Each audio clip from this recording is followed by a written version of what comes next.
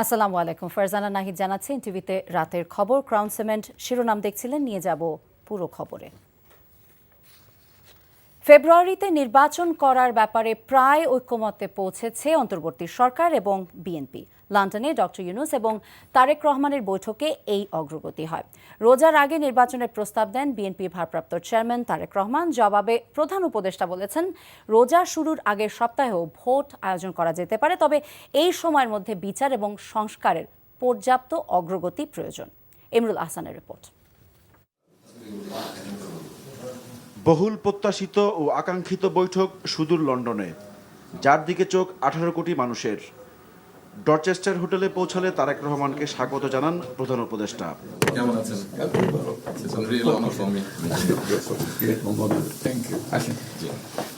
বৈঠকের আনুষ্ঠানিকতার আগে কুশল বিনিময় করেন দুজনে, যেখানে প্রকাশ পায় দুই নেতার বিনয়।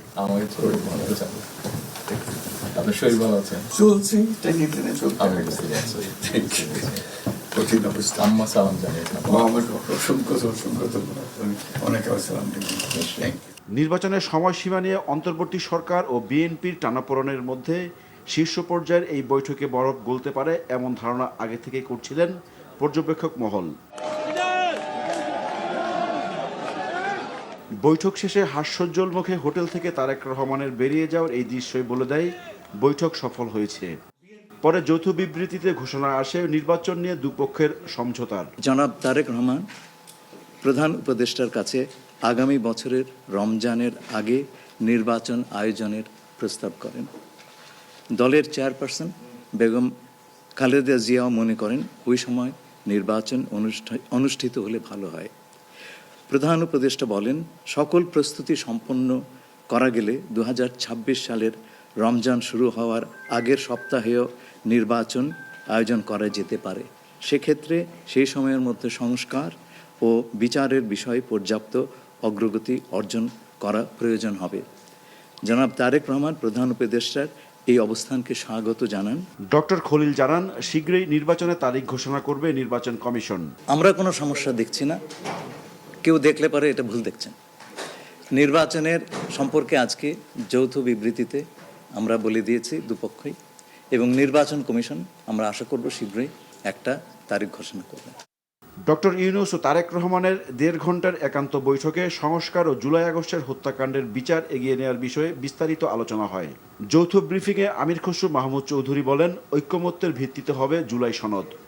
নির্বাচনের পরও এগিয়ে নেওয়া হবে সংস্কার। ঐক্যমতের পরিপ্রেক্ষিতে আমরা সংস্কার এবং জুলাই সনদ দুটাই করব। সকলের ঐক্যমতের পরিপ্রেক্ষিতে সেটা সিদ্ধান্ত নেওয়া হবে, এবং এটা আমি নিশ্চিত এটা খুব কম সময়ের মধ্যে আমরা সেই সিদ্ধান্ত নিতে পারব।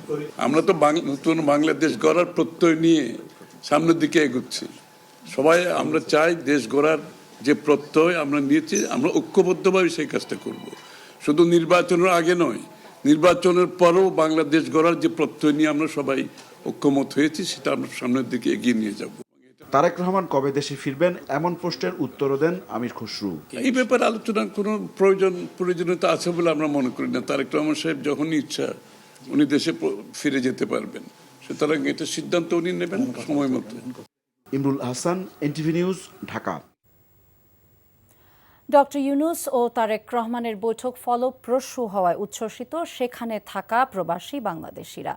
বৈঠক উপলক্ষে ভোর থেকে ডরচেস্টার হোটেলের সামনে ভিড় করেন বিএনপি নেতাকর্মীরা। তারেক রহমানকে স্বাগত জানানো ছাড়াও নির্বাচনকে ঘিরে আগ্রহের কথায় ঘুরে ফিরে আসে তাদের বক্তব্যে। লন্ডন থেকে বিস্তারিত জানাচ্ছেন রিয়াদ আহসান। শুক্রবার লন্ডন স্থানীয় সময় সকাল 9টায় অন্তর্বর্তী সরকারের প্রধান উপদেষ্টা অধ্যাপক ডক্টর মোহাম্মদ ইউনূস এবং বিএনপির ভারপ্রাপ্ত চেয়ারম্যান তারেক রহমানের গুরুত্বপূর্ণ বৈঠককে ঘিরে ডরচেস্টার হোটেলের সামনে নেতাকর্মীদের উপস্থিতি বাড়তেই থাকে। 8:50 প্রবেশ করেন ভারপ্রাপ্ত চেয়ারম্যান তারেক রহমান।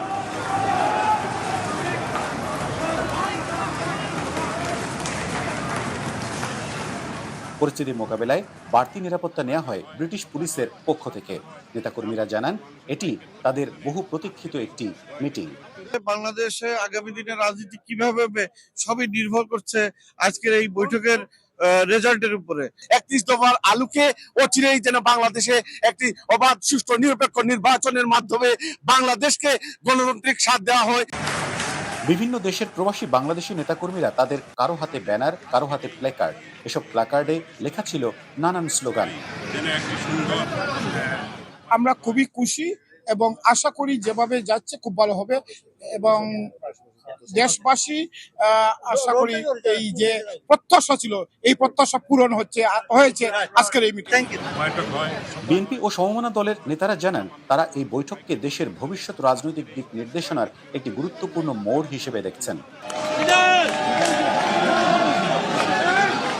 রাস্তায় দাঁড়িয়ে থাকা নেতাকর্মীদের হতাশ করেননি তারেক রহমান। হাত নেড়ে জানিয়ে দেন আলোচনা ফলপ্রসূ হয়েছে। জনাব তারেক রহমান মৃদু হাসিতে হাত নেড়ে জানিয়ে দিয়েছেন তিনি যথেষ্ট আশাবাদী এবং উল্লেখ করেছেন যে এটি একটি ঐতিহাসিক আলোচনা। যদি তাই হয় তাহলে বাংলাদেশ কখনোই পথ হারাবে না। এখন অপেক্ষার পালা সেই আলোচনার ফলাফল কতটা ফলপ্রসূ হয়। Riyad Ahsan, NTV, Europe. লন্ডনে প্রধান উপদেষ্টা ডক্টর মোহাম্মদ ইউনূসের সঙ্গে বিএনপি ভারপ্রাপ্ত চেয়ারম্যান তারেক রহমানের বৈঠক একটি দলকে খুশি করার জন্য, যা গণঅভ্যুত্থানের সঙ্গে প্রতারণার শামিল বলে মন্তব্য করেছেন জাতীয় নাগরিক পার্টির মুখ্য সমন্বয়ক নাসির উদ্দিন পাটোয়ারি। একটি দলের সাথে মিটিং হয়েছে এবং সেই প্রত্যাশার কোনো আমরা জায়গা দেখি নাই।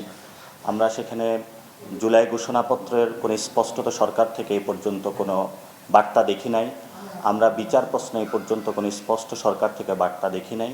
শুধু একটি দলকে খুশি করার জন্য নির্বাচনী সড়কে বাংলাদেশকে নিয়ে যাওয়া হচ্ছে।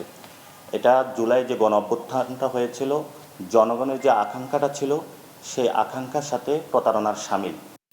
খেলার খবর এবং ক্রিকেট। হঠাৎ করেই ওয়ানডে নেতৃত্বের ভার কাঁধে আসলেও দায়িত্ব পালনে কোনো সমস্যা হবে না বলে জানিয়েছেন মেহেদী হাসান মিরাজ। শ্রীলঙ্কার উদ্দেশ্যে রওনা দেওয়ার আগে নতুন ওয়ানডে অধিনায়ক দল গুছিয়ে নেয়ার আশা প্রকাশ করেছেন। ওর সাথে হয়তো ডিসকাস করেছে বা কি করেছে, হয়তো টেস্ট টিম নিয়ে ডিসকাস করেছে, ওডিআই করেছে কিনা আমি ওই রকমভাবে করতে পারবো না। ক্যাপ্টেন ডাজেন্ট ম্যাটার, আমাদের টিম হয়ে খেলাটা ইম্পর্টেন্ট। এবং ওর সাথে যখনই কথা হয়েছে আমরা দুজনে একই ডিসকাস করেছি যে আমরা বাংলাদেশটাকে কত দূর নিয়ে যেতে পারি। এই ছিল রাতের খবরে। এই খবরের ভিডিও আপডেট জানতে ভিজিট করুন এনটিভি অনলাইন www.ntvbd.com। এছাড়া এনটিভি জনপ্রিয় সব অনুষ্ঠান এবং খবরের আপডেট জানতে ভিজিট করুন আমাদের ইউটিউব এবং ভেরিফাইড ফেসবুক পেজ। রাত 1টায় মধ্যরাতের খবর দেখার আমন্ত্রণ রইল। সবাইকে ধন্যবাদ।